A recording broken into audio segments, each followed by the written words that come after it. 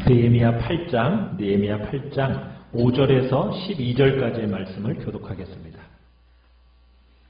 느헤미야 8장입니다. 느헤미야 8장 5절에서 12절까지. 느헤미야 8장. 느헤미야 8장 5절에서 12절까지를 교독하겠습니다. 5절입니다. 에스라가 모든 백성 위에 서서 그들 목전에 책을 펴니 책을 펼 때 모든 백성이 일어서니라.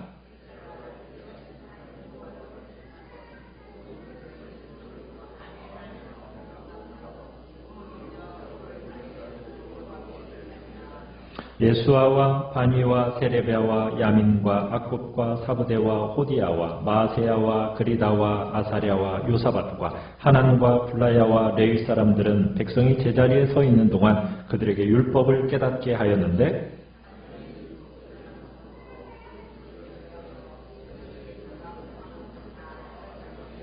백성이 율법의 말씀을 듣고 다 우는지라. 총독 느헤미야와 제사장 겸 학사 에스라와 백성을 가르치는 레위 사람들이 모든 백성에게 이르기를 오늘은 너희 하나님 여호와의 성일이니 슬퍼하지 말며 울지 말라 하고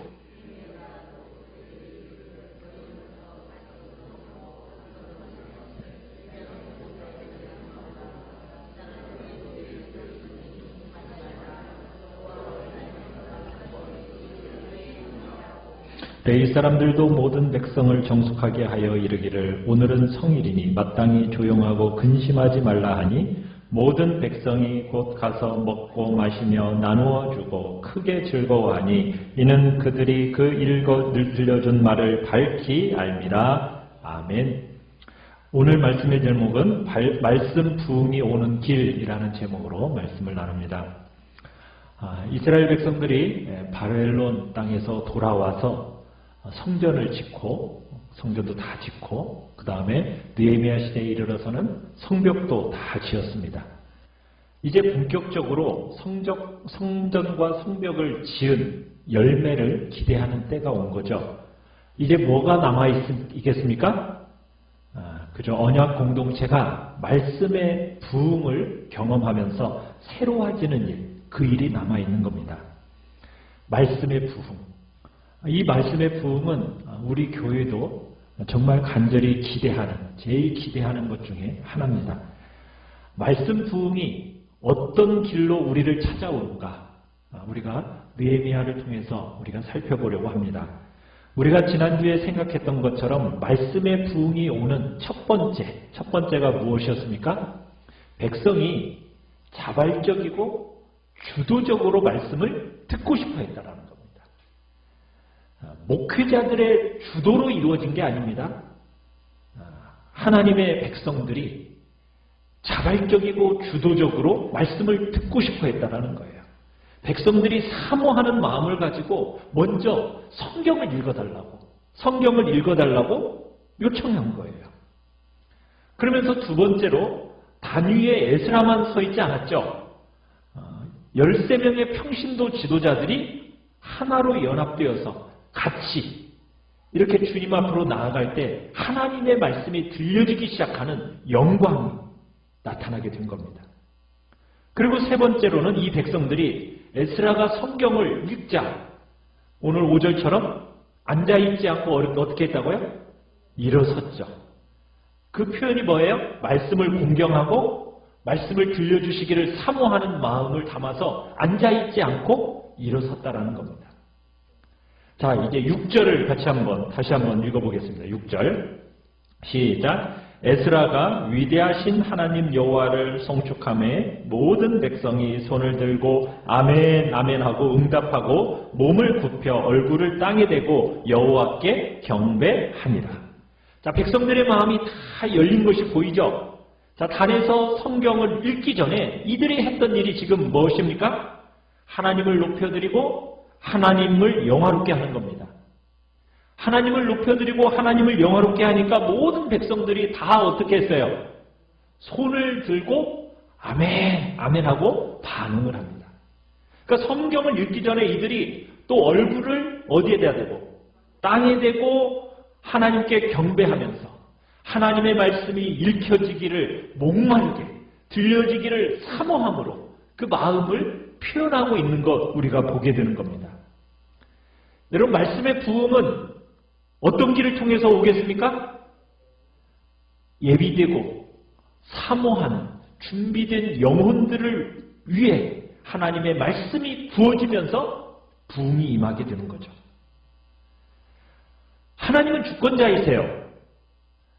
하나님은 우리가 준비되지 않았다고 해서 하나님이 일을 하지 않느냐? 그런 분은 아니에요. 하나님은 필요하시다면 우리의 냉랭한 가슴에 주권적인 권능을 가지고 그 우리의 가슴에 불을 붙여서 그런 감격으로 일으키실 수 있는 분이 하나님이십니다. 그렇지만 우리 아버지 하나님은 사모하고 갈구하고 그렇게 참는 자녀들에게 응답하기를 좋아하시는 분이세요. 우리가 그런 상태가 안 되면 하나님이 일을 못 하시는 것은 아닙니다. 그렇지만 하나님은 어떤 영혼? 사모하는 영혼. 그죠? 하나님을 향해서 그 마음이 열려있고 정말 말씀이 들려지기를 간절히 찾고 구하는 그런 자에게 응답하시기를 기뻐하시는 분이 하나님이십니다. 말씀의 부흥이 어디에 온다고요? 간절히 구하고 사모하는 그 심령 위에 오는 겁니다. 마음이 열려서 정말 말씀을 찾고 그 말씀을 구하고 말씀을 부르는 자들을 향해서 하나님의 말씀의 부흥이 주어지는 것입니다. 우리 복등교회가 그런 말씀을 향한 간절함이 막 일어났으면 좋겠어요. 이런 면에서 우리가 좀 돌아봐야 할 필요가 있어요. 2년 전에 한 중요한 통계가 발표되었어요. 학원 복음화 협의회라는 곳에서 5년마다 통계를 내요. 통계를 발표를 하는데 이런 통계가 나왔어요. 이제 청년 대학생들을 대상으로 해서 이렇게 설문을 조사한 겁니다. 그래서 어떤 질문을 던졌냐? 일주일 동안 성경을 얼마나 읽는가? 질문을 던졌습니다. 얼마나 읽었을 것 같아요? 청년 대학생들. 10명 중에 몇 명이나 읽었을 것 같아요? 아유, 2명밖에 안 읽었어요. 아유, 진짜 거의 맞아요. 무려 63.7%가 교회를 다녀요. 교회를 다니는 젊은 대학생인데 63.7%가 성경을 전혀 읽지 않는다. 이렇게 답변을 했다는 거예요. 거의 3분의 2에 준하는 젊은 청년 대학생들이 성경을 전혀 읽지 않는다라고 고백을 한 거예요. 그래서 읽는 사람들한테는 그러면 일주일에 성경을 얼마나 읽습니까? 하고 성경을 읽는 시간을 한번 이렇게 내봤어요. 일주일 동안 얼마나 읽는가? 얼마나 읽을 것 같습니까? 일주일 다 합치면 7일 동안 성경을 읽는 시간이 일주일 동안 24분이라고. 24분. 그럼 하루에 몇 분? 3분 남짓. 하루에 3분 남짓. 이게 2017년에 나온 통계예요. 이제 5년 전에 2012년에도 똑같은 이 설문을 했어요. 근데 2012년의 통계에 비하면 충격적으로 줄어들어 버렸어요. 2012년에는 그 통계는 성경을 읽는 시간이 일주일에 64분이었대요. 근데 5년이 지난 후에는 몇 분이 됐다고요? 24분이 돼버린 거예요. 성경을 읽는 시간이 무려 얼마나 줄어버린 거예요? 3분의 1이 줄어버린 겁니다. 그 양이. 이번에는 기도하는가? 일주일에 얼마나 기도하는가 물었답니다. 그랬더니 전혀 기도를 하지 않는다는 사람이 38.3%였대요. 그래서 평균적으로 얼마나 기도하는가 물었더니 일주일 동안 31분 기도한다고 그랬대요. 31분. 하루에 몇 분이에요? 4분. 밥 먹을 때만 기도하나 봐요. 참 마음 아픈 통계죠. 5년 전의 통계는 59분이었대요. 일주일 동안. 그랬는데 절반으로 줄어들어 버렸어요.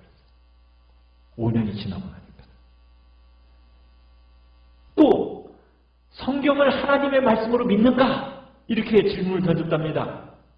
그랬더니 반응이 절대적으로 하나님의 말씀으로 믿는다라고 말하는 그러니까 기독교인들을 대상으로 하는 겁니다.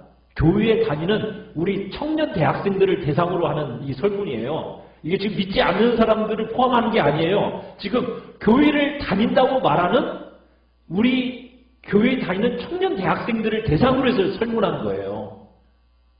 그런데 뭐라고 얘기했느냐?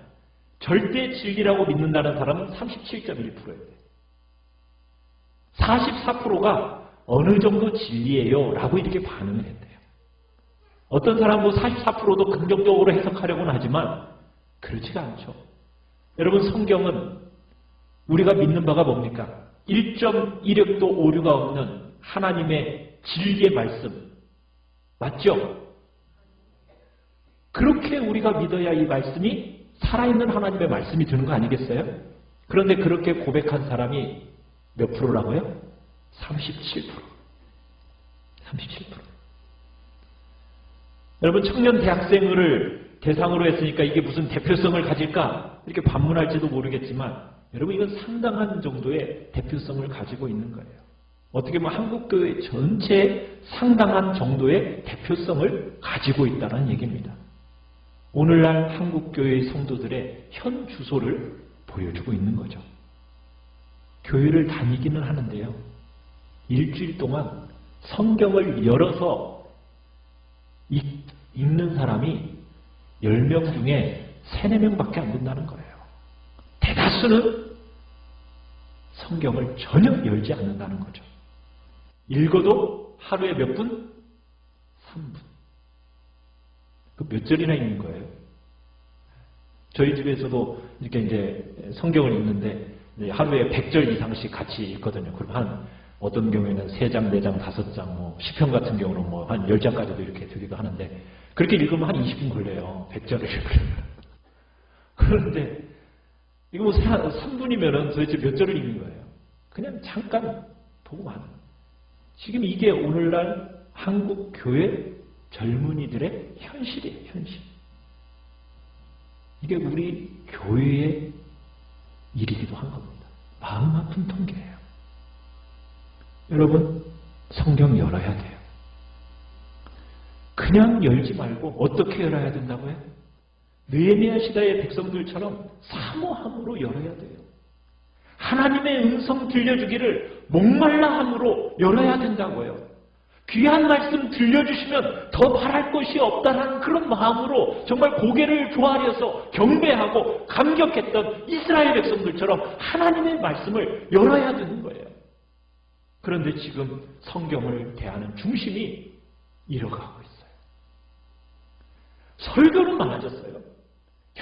여기저기서 그냥 라디오, TV, 곳곳 인터넷에서 뭐 설교는 많아졌는데 여러분, 정말 성도들이 말씀을 사랑하는가요? 정말 말씀을 열어서 성도들이 읽고 있는가요? 평신도들이 정말 말씀을 읽어달라고 주도적이고 자발적으로 요구하고 있는가? 이런 면에서 너무 큰 아픔을 가지고 있는 것이 지금 이 시대입니다. 가장 중요한 기초가 지금 무너지고 있는 거예요. 교회는 다녀요. 그런데 사람들이 성경을 열어서 읽지를 않아요. 여러분, 이렇게 성경을 안 읽는데 삶의 변화가 있겠습니까? 인격의 변화가 있겠어요? 그런 일은 없어요. 말씀을 읽어야, 말씀을 펴서 읽어야 사람이 변화가 되는 거거든요. 여기 계시는 분들은 하루에 규칙적으로 그래도 하루에 30분 이상은 읽으시죠? 네. 30분 이상은 읽으셔야 됩니다. 네. 밥 먹는 시간, 그래도 하루에 한 번 밥 먹으면 40분씩 안 먹죠? 그런가요? 우리가 한 끼의 밥을 먹듯이 정말 하나님의 말씀 30분 이상 읽어내야 돼요. 그래야 우리 교회의 변화는 성경을 읽는 데서부터 시작이 되는 거예요. 그러기에 말씀 부흥이 어느 길로 옵니까? 잘 준비되어 있고 정말 사모하는 심령들을 통해서 온다라는 거 기억하시길 바라요. 두 번째로 7절을 같이 한번 읽어보겠습니다. 시작. 예수아와 바니와 세레베아와 야민과 악굽과 사브데와 호디야와 마아세야와 그리다와 아사랴와 요사밭과 하난과 블라야와 레위 사람들은 백성이 제자리에 서 있는 동안 그들에게 율법을 깨닫게 하였는데, 자, 그 다음 8절까지요. 하나님의 율법책을 낭독하고 그 뜻을 해석하여 백성에게 그 낭독하는 것을 다 깨닫게 하니. 자, 하나님의 말씀의 부흥이 오는 두 번째 길이 어떤 길이냐? 말씀이 낭독만 되는 게 아니라 어떻게 되고 있습니까? 지금 13사람의 레위 사람들이 흩어져 가지고 무리들을 낭독되어지는 그 말씀을 어떻게 해주고 있어요? 해석해 주는 거죠. 그래서 깨닫게 하는 거예요. 그러니까 말씀의 부흥이 밀려오는 겁니다. 하나님의 귀한 말씀을 읽기만 하면 안 돼요. 그 읽어진 말씀이 어떻게 되어야 돼요? 깨달아지도록 해석이 돼야 됩니다. 해석이. 성경은 과거를 배경으로 쓰여진 책이에요. 그러다 보니까 그렇기 때문에 환경이 다른 오늘 우리에게 이 말씀이 정확한 의미가 해석될 필요가 있는 겁니다.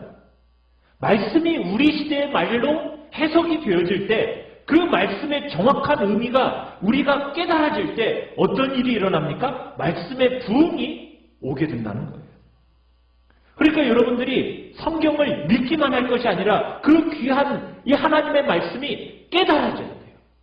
깨달아진 말씀과 함께 여러분 감격이 몰려오고 감동과 축복과 말씀이 가지고 있는 권능, 그것이 들어오면서 그 공동체 안에 말씀의 부흥이 임하게 된다는 얘기입니다. 말씀만 읽기만 해서는 되는 게 아니라 말씀이 우리 시대의 언어로 해석이 되어서 깨달아져야 돼요. 그때 말씀이 가지고 있는 감동, 권능, 역사하는 능력, 이게 우리의 삶으로 밀려오게 되는 거거든요. 그러면서 비로소 진실한 변화가 뭔지를 경험하게 되는 거예요.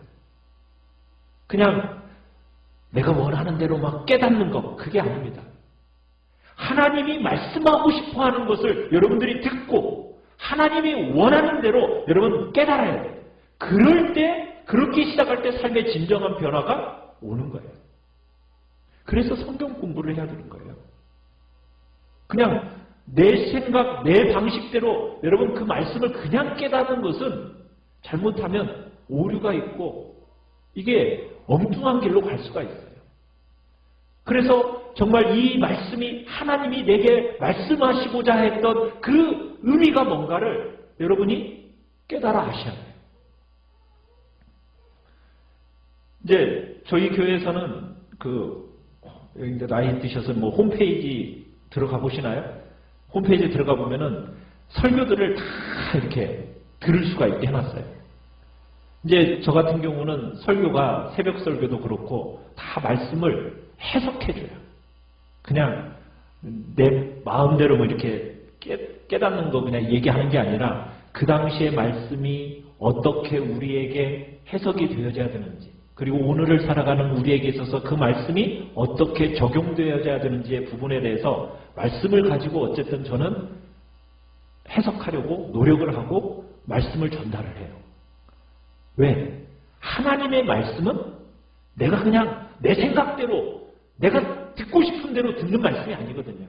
하나님의 말씀이 말씀하고자 하는 그것을 내가 깨달았고 그것을 내 삶에 들어와야 되는 거예요. 그래야 그게 진정한 하나님의 말씀이 되는 거거든요. 오늘날 한국교회 30-40년 이상 그렇게 교회를 다녔는데도 불구하고 성경을 읽었다고 하는데도 불구하고 자아가 깨뜨려지지 않는 사람들이 허다해요.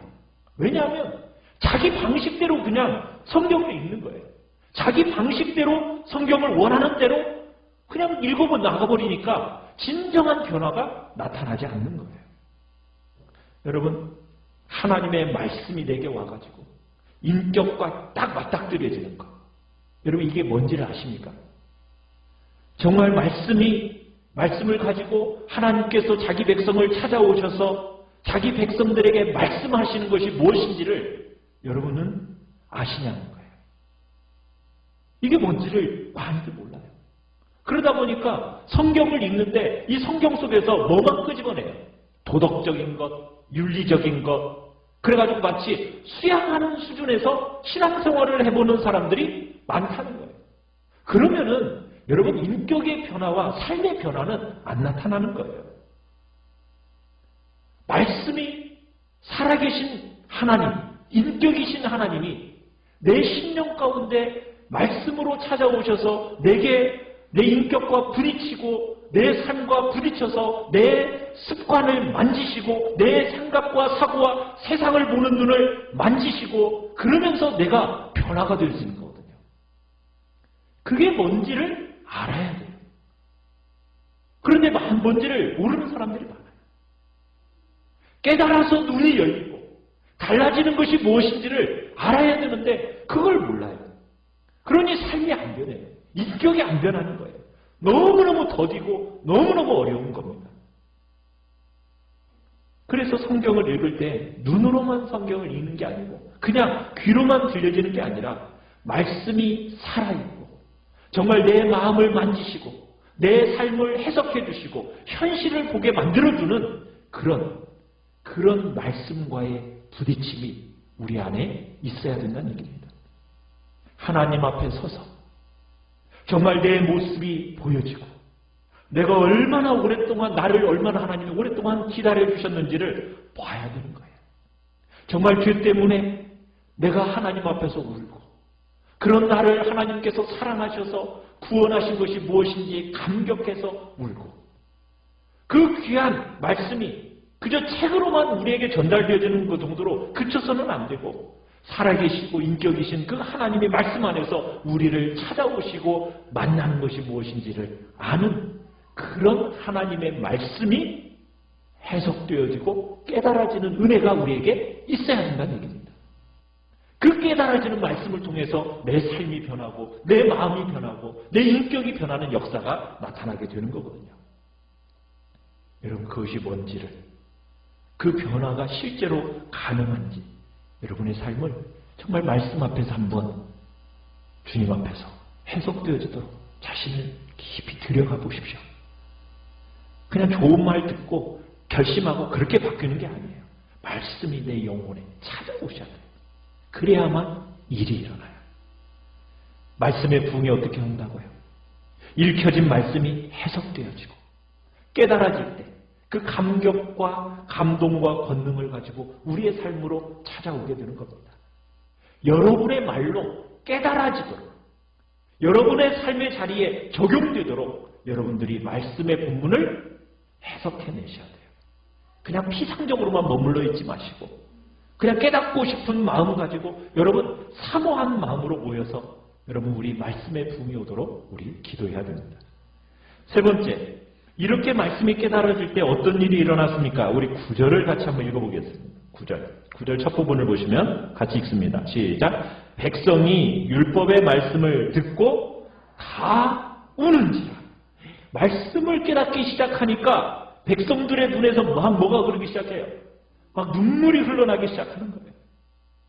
사람들이 보편적으로요. 말씀 앞에 서기 전까지는 다 괜찮은 사람이라고 스스로 생각을 해요. 나 같은 사람만 이 세상에 있으면 이렇게 혼란스럽지 않을 텐데 이게 이제 우리 보편적으로 가지고 있는 생각들입니다.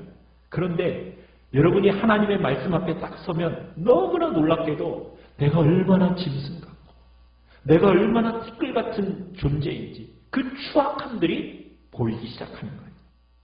말씀의 빛 앞에 서기 전에는 아유 이만하면 됐지 이렇게 생각했는데 내가 무난하게 살았다라고 생각이 되어지는데 여러분 말씀의 그 빛 앞에 딱 서는 순간 악취가 나기 시작하고 빛 대신 앞에 하나님 앞에 딱 서는 순간 내가 얼마나 악한 자인지 우리가 그것을 깨닫게 되는 거예요.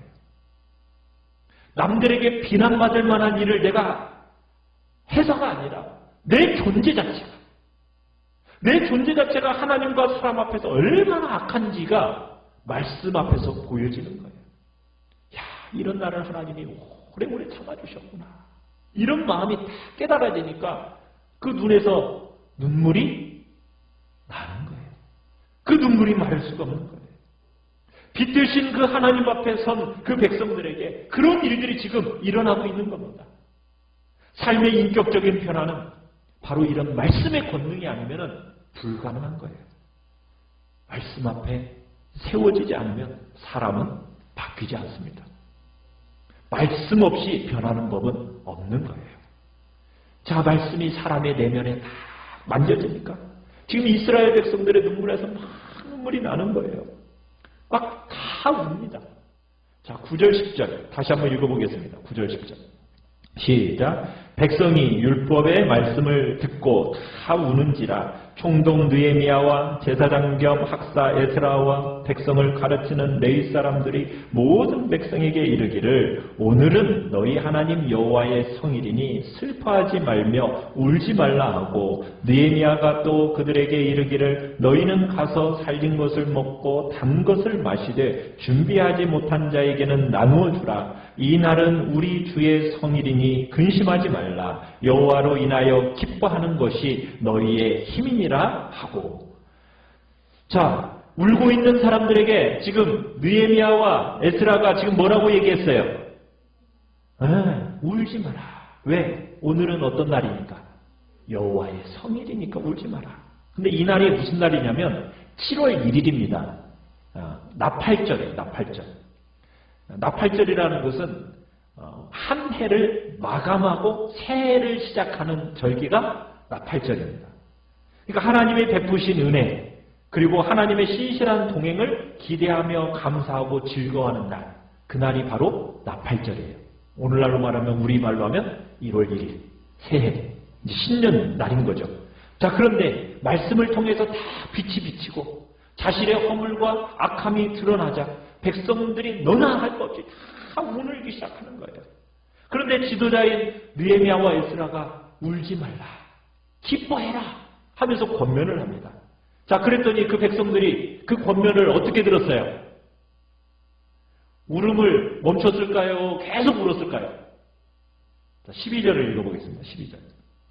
12절 시작. 모든 백성이 곧 가서 먹고 마시며 나누어 주고 크게 즐거워하니 이는 그들이 그 읽어 들려준 말을 밝히 알미라.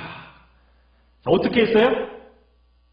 그 말에 순종해서 가서 기뻐하고 즐거워하고 만난 거 막 맛있게 먹고 단 거 마시고 없는 사람들에게 나눠주고. 여러분, 말씀의 부흥이 와서 은혜를 받는다는 게 뭘까요? 울 때와 웃을 때를 분별할 줄 아는 거예요. 울 때가 언제고 웃을 때가 언제인지를 분별할 줄 아는 것까지 포함이 되는 겁니다. 감정을 주체하지 못하는 거, 여러분, 그건 신앙이 아니에요. 자기 감정이 통제가 안 되고 절제가 안 되고 그 감정이 막 한없이 그건 신앙이 아닙니다. 지금 울어야 할 때인지 지금이 웃어야 할 때인지 이걸 분별할 줄 알고 자기를 통제하고 자기를 절제할 줄 아는 것이 바로 그게 기독교가 가르치는 바른 은혜입니다. 방언하는 분들이 있어요. 저도 고등학교 1학년 때 막 열심히 기도했더니 방언이 터지더라고요. 그래가지고 방언을 열심히 기도했었어요. 그런데 방언하는 분들 중에 그런 분들이 있어요. 나는 방언이 이게 멈춰지지가 않아. 멈출 수가 없어. 그 은혜 받은 거예요? 은혜를 못 받은 거예요? 그건 아니에요. 방언은 할 수도 있고 멈출 수도 있어요. 안 할 수도 있고요. 할 수도 있습니다. 지금도 저는 방언으로 기도할 수도 있고 안 할 수도 있어요. 은사 없는 사람은 흉내 못 내죠. 그러나 은사가 있는 사람은 필요할 때 하기도 하고 필요하지 않을 때는 안 하기도 해요. 그러니까 절제가 되지 않는 은사라는 것은요, 그건 기독교적인 은사가 아니라는 거예요. 지금 막 울음이 막 터졌어요, 하나님 앞에서. 그런데 지금 울어야 할 때래요, 아니래요? 울어야 할 때가 아니래. 지금 뭐 해야 할 때래? 기뻐하고 즐거워하고 웃어야 할 때래요. 그러니까 그것이 딱 분별이 되어지니까 어떻게 됩니까? 울음이 딱 어떻게 돼요? 절제가 딱 되어지면서 이제는 웃는 꼭 즐거워하는 거예요. 그게 은혜 안에 들어와 있다는 거예요. 그런 과정을 거쳐서 부흥이, 말씀의 부흥이 오는 겁니다. 한국교회 안에 부흥이 임할 때 붉음을 갉아먹었던 정말 제일 중요한 대적 중에 하나가 뭐냐면 열광주의였어요. 부흥의 시대에 성령이 막 물붓듯이 부어지고 말씀의 권능이 성령의 역사와 함께 막 사람에게 막 임하니까 견디지 못하고 사람들이 어떤 일도 일어났어요? 막 기절도 하고 막 쓰러지기도 하는 그런 일이 일어났어요. 그러니까 성령이 강력하게 역사하면 그런 일들이 곳곳에서 일어나기도 합니다. 자, 그런 것은 역사 안에서 우리들이 볼 수 있는 내용이에요. 그런데 이제 시간이 흘러가니까 사람들이 이제는 뭘 자꾸 추구하냐면 쓰러져야만이 은혜 받았다고 생각하는 거예요. 그래가지고 강사들을 막 쓰러뜨리려고 해요. 막. 제가 고등학교 때 어느 집회에 갔더니 막 밀어요. 제가 좀 안수기도 좀 받으려고 했더니 그래서 사람들이 이렇게 안수기도 하니까 다 막 퍽퍽 쓰러지는 거예요. 근데 저를 안수니까 안 쓰러졌어요. 그러더니 막 밀더라고. 그러더니 뭐라고 했냐면 저 뒤쪽 가서 더 기도하고 은혜가 없어. 그러더라고요. 여러분, 쓰러지는 게 은혜입니까? 그게 아니잖아요. 쓰러지는 현상이 나타나기도 하죠, 물론. 그런데 그게 성령의 역사를 담보하는 건 아니잖아요. 사람이 쓰러져야 그곳에 성령이 임하는 겁니까? 아닌데 그걸 자꾸 왜곡시켰던 거예요. 어느 순간 그 열광주의자들에 의해서 부흥이 다 갈가지먹어지면서 부흥이 사그러들게 돼버린 거예요. 여러분, 말씀의 부흥이라는 것은 분별력과 성령으로 말미암는 절제, 말씀의 역사, 이거 잘 분별하는 겁니다. 웃어야 할 때 웃고 울어야 할 때 울어야죠. 다 기뻐하고 즐거워하는데 그냥 혼자만 막 울고 있으면 여러분, 그것은 제대로 된 은혜가 아니라는 거예요. 절제와 분별력을 가진 그 공동체 위에 성령의 역사가 임하고 말씀의 부흥이 온다는 것이 오늘 지금 느헤미야가 하고 있는 이야기예요. 여러분, 그때 가장 중요한 것 중에 하나, 10절 끝에 뭐라고 써 있어요? 10절 끝에 여호와로 인하여 기뻐하는 것이 너희의 힘이라. 뭘로 기뻐하는 거예요? 그렇죠. 여호와로 인하여 기뻐하는 것. 사람이 무슨 일을 하도록 만드는 것은 힘이 어디에서 나오냐면 기쁨에서 나와요. 기쁨. 기쁨이 아니면요, 종교적인 행위로만 할 수 있는 것이지 진짜 그 일을 할 수 있는 게 아닙니다. 사람의 마음에 막 기쁨이 있어야, 그래야 무슨 일을 할 수 있는 거죠. 기쁨 없이 막 뭐 일을 하면 그건 다 종교적인 일밖에 안 되는 거예요. 신앙의 삶이라는 것은 기쁨이 없으면 불가능한 겁니다. 그런데 한국교회 보편적인 성도들의 기쁨이요, 이 하나님으로 인하여 기뻐해야 되는데 뭘로 기뻐해요? 세속적인 것으로 기뻐해요. 아유, 내가 잘 돼서, 내 자식이 잘 돼서, 막 좋은 일이 생겨서, 환경이 평범하니까 이런저런 좋은 일들이 생길 때 기뻐하고. 여러분, 이건 너무 세상적이잖아요. 그죠? 세상 사람들도 그거 다 똑같이 기뻐하는 거잖아요. 일반 사람들은 그렇게 기뻐하는 것이 똑같다고 하면 다를 게 뭐가 있어요? 성도는 그걸로 인하여 기뻐하는 게 아니라 뭐로 인하여? 여호와로 인하여 기뻐하는 것. 그게 너희의 뭐다? 힘이다. 여러분, 이 말의 의미를 우리가 아셔야 돼요. 남들은 막 기뻐할 수가 없어요. 이 환경 속에서 기뻐할 수 없는데 나는 뭐 때문에 기쁜 거예요? 여호와 하나님으로 인하여 막 기뻐하는 것이 뭔지를 아는 거예요.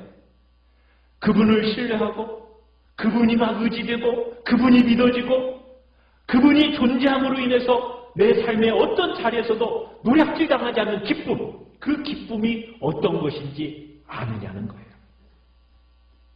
죄인들은 죄를 깨닫고 하나님께로 돌이켜야 되는데 이 죄인들이 이 세상에 주는 쾌락 때문에 슬픔으로 떨어지질 않아요. 막 울어야 되는데, 자기의 죄로 인해서 울어야 되는데 울지를 않아요. 자신의 영적인 현주소가 어떻게 되는지를 전혀 모르는 거예요. 그러다 보니까 슬퍼할 줄 몰라요. 그게 죄인들의 지금 모습이에요. 그렇다고 해서 우리가 맨날 울고 얼굴이 막 굳어져가지고 그렇게 살으라는 얘기인가요? 그건 아니죠. 진짜 경건한 성도는 그 마음에 뭐가 있는 사람이에요? 기쁨이 있는 사람이에요. 기쁨. 기쁨이 있으면 그 얼굴이 어떻게 돼요? 밝아지죠? 환해지죠? 네. 여러분, 예수를 믿는 것은 그냥 인상 쓰고 얼굴 굳어져서 막 경건한 그것만을 얘기하는 게 아닙니다. 우리의 마음에 뭐가 있어요? 여호와로 인한 기쁨이 있어서 그 마음이 얼굴이 환해지면서 그 심령 가운데서 나오는 기쁨으로 말미암아 즐거움이 있는 것이 바로 또한 진정한 기독교라는 거예요. 신앙의 삶은 의무로 가는 게 아닙니다. 하나님으로 인한 기쁨으로 신앙의 삶은 진행되어지는 거예요. 신앙의 삶을 의무로 막 무겁다, 불편하다, 힘들다 여러분 그렇게 여기면서 신앙생활하는 게 아니라 여호와 하나님으로 인해서 그 마음에 뭐가 있으니까 기쁨이 있으니까 감격이 있으니까 큰 감사를 가지고 열심을 가지고 그 일을 다하는 거죠. 살아있는 희락과 감격이 주로 말미암아 말씀을 통해 우리에게 주어져야 우리가 삶을 살아내는 그런 능력이 생기는 거예요. 많은 사람들이 삶이 따라지지 않는다라고 자꾸 한국교회를 비판하고 비난합니다. 그런데 중요한 것은 뭐겠어요? 성경 안 읽는데 삶이 따라오겠습니까? 아니죠? 말씀을 통해서 하나님으로 인한 기쁨이 내 마음에 막 일어나니까 그 하나님의 사랑의 강권함이 되어서 견딜 수 없는 그 감격을 가지고 종로로 타면서 행복하고 기쁜 것 그게 우리의 신앙생활 아니겠어요? 그런데 사람들이 교회는 다니는데 그게 뭔지를 몰라요. 그냥 얕게만 믿으려고 하고 손해 안 보려고 하고 그게 오늘날 우리 시대가 살아가고 있는 경향이에요. 기쁨이 뭔지를 모르기 때문이죠. 하나님으로 인한 기쁨. 그분으로 말미암아 주어지는 힘. 이게 무엇인지를 모르기 때문에 힘이 다 북나버리고 인격과 삶의 변화가 나타나지 않는 거예요. 자, 13절, 14절을 같이 한번 읽어보겠습니다. 시작. 그 이튿날 뭇 백성의 족장들과 제사장들과 레위 사람들이 율법의 말씀을 밝히 알고자 하여 학사 에스라에게 모여서 율법에 기록된 바를 본즉 여호와께서 모세를 통하여 명령하시기를 이스라엘 자손은 일곱째 달 절기에 초막에서 거할지니라 하였고. 자, 다음날 소수의 사람들이 모였어요. 지도자들, 제사장들, 레위 사람들이 성경을 다 더 알기 원해서 모여서 읽다가 뭘 봤어요? 초막절을 지켜라! 이 말씀을 봤어요. 여러분, 이 초막절은 7월 14일부터 일주일 동안 지키는 절기입니다. 자, 초막절을 지키라! 이 말씀을 읽자 이 사람들이 어떻게 하기 시작합니까? 자, 우리 16절, 17절 같이 읽겠습니다. 시작. 백성이 이에 나가서 나뭇가지를 가져다가 혹은 지붕 위에 혹은 뜰 안에 혹은 하나님의 전뜰에 혹은 숨은 광장에 혹은 에브라임 문 광장에 초막을 짓되 사로잡혔다가 돌아온 회중이 다 초막을 짓고 그 안에서 거하니 눈의 아들 여호수아 때로부터 그날까지 이스라엘 자손이 이같이 행한 일이 없었으므로 이에 크게 기뻐하였더라. 여러분, 귀한 말씀을 듣고 깨닫기만 한 게 아니죠. 이 말씀을 어떻게 했어요? 그렇죠. 했어요. 깨달은 대로 적용하고 삶을 살아내기 시작합니다. 성경이 말하는 대로 그대로 초막을 지었어요. 예루살렘에 살던 사람들은 지배뜰 안에 그리고 자기 지붕 위에 초막을 지었습니다. 다른 지방에서 온 사람들은 예루살렘 성전 앞에 또 숨은 광장에 에브라임 문 광장에 초막을 짓고서는 하나님의 광야에서 신실하게 동행해 주시고 그리고 풍성한 추수를 거두는 복된 은혜 주신 것을 기념하면서 초막절을 지키는 거예요. 말씀을 듣고 깨닫기만 하는 게 아니라 그걸 어떻게 해야 된다고요? 그렇죠. 적용하고 실천해야 되는 거예요. 자기중심적으로 살고 자기 유익과 자기 주장만 일삼고 살다가 하나님의 그 율법의 말씀이 딱 말을 하면 이제는 그 말씀이 말하는 대로 행하는 삶을 살아내는, 한 걸음 내딛는 그 모습으로 보여지는 거예요. 우리 교회의 한 가지 소원은 다름 아닌 말씀의 부흥이 오는 겁니다.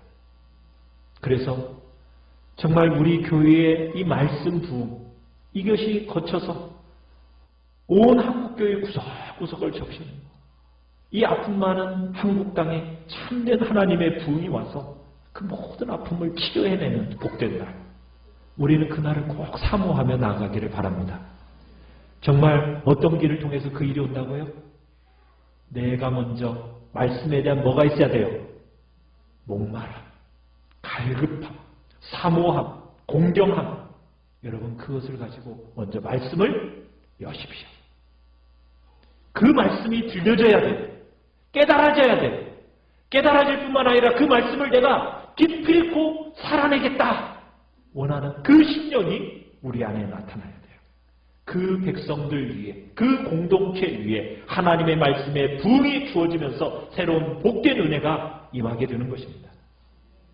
오늘 우리 가운데 이 본문의 은혜가 우리 교회 안에 임하게 되게 해달라고 간절한 마음으로 기도하며 나아가시길 바랍니다. 나아가시길 바랍니다. 나아가시길 바랍니다. 나아가시길